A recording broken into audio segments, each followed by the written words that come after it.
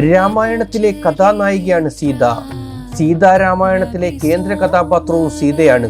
ദശരഥ മഹാരാജാവിന്റെ മൂത്ത പുത്രനായ ശ്രീരാമന്റെ പത്നിയാണ് സീത.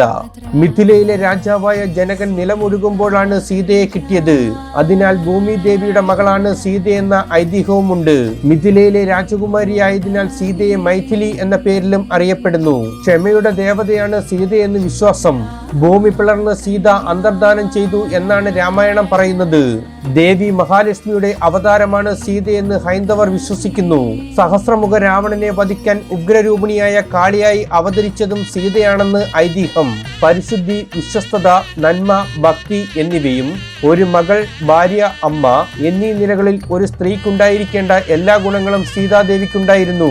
സീത എന്ന വാക്കിന്റെ ഉത്ഭവം ഉഴവുചാൽ എന്ന സംസ്കൃത വാക്കിൽ നിന്നാണ്.